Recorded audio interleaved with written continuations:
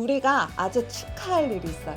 누리호 발사에 성공했습니다. 목표했던 상공 700km까지 올라갔고 위성을 궤도에 안착시키는데 성공했어요.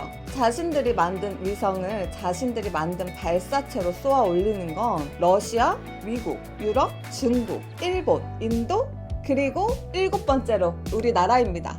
1993년 6월에 과학 관측 로켓 과학 1호를 발사한 지 꼭 30년 만에 이륙한 쾌거예요.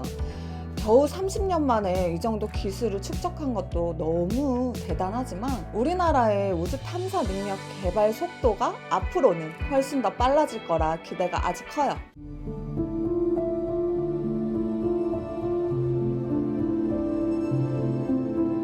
달의 여신의 이름을 따서 만들었다는 아르테미스 계획은 세계 여러 나라가 협력해서 2024년에 여성 우주인을 포함한 4명의 우주인을 달의 남극으로 보내자는 계획인데요. 과거 미국의 달 착륙은 달에 발을 내딛는 게 목표였다면 아르테미스 계획은 달 궤도에 우주 정거장을 설치해서 지속적인 달 탐사가 가능하도록 만드는 프로젝트예요. 우리나라에는 우주정거장 건설과 달기지 구축, 아주 중요한 작업에 참여할 것으로 알려져 있죠.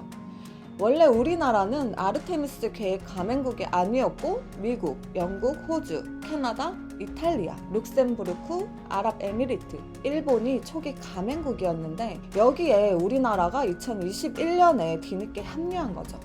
자본이나 기술이 없는 것도 아니고 우주 탐사 능력 개발에 열심인 우리나라가 이런 좋은 기회를 왜 빨리 붙잡지 않았을까 싶지만 거기에는 여러 가지 썰이 있는데, 첫째는 우리나라의 우주 예산이 부족해서 나사가 퇴짜를 놨다는 건데 이게 표면적으로는 가장 일반적인 썰이에요. 우주개발 후진국인 아랍에미리트도 들어가 있는데 우리나라가 그런 이유로 탈락했다는 게 좀 미심쩍어요. 그래서 나온 두 번째가 일본의 견제예요.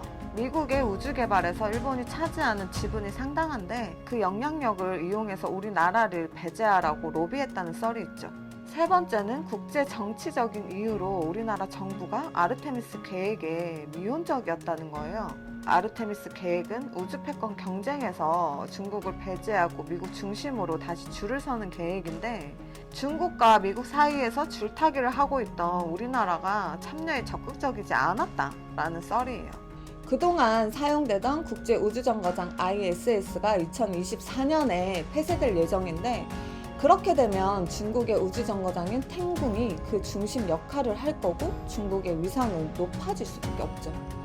아르테미스는 이런 중국 중심의 우주 질서를 깨기 위한 미국의 계획이고 아르테미스에 참여한다는 건 앞으로의 한국이 중국과 미국 사이에서 간을 보는 게 아니라 글로벌 패권 경쟁에서 미국 쪽에 서겠다는 것을 의미하는 것으로 받아들일 수 있죠. 이런 와중에 우리나라가 독자 추진제 발사 가능 국가가 되었다는 것이 의미심장하죠. 동아시아에서 중국과 일본만이 갖고 있던 능력을 드디어 한국이 갖게 됐거든요. 중국과 일본으로서는 아주 껄끄러운 라이벌이 등장한 거죠. 특히 일본이 너무너무 싫어한다고 하더라고요.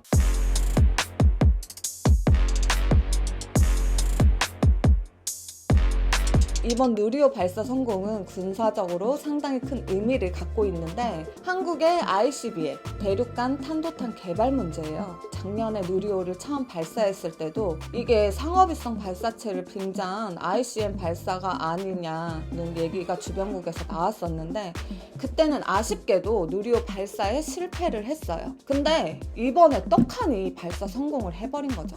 물론 누리호 발사에 성공했다고 해서 ICBM이 개발되는 건 아니에요.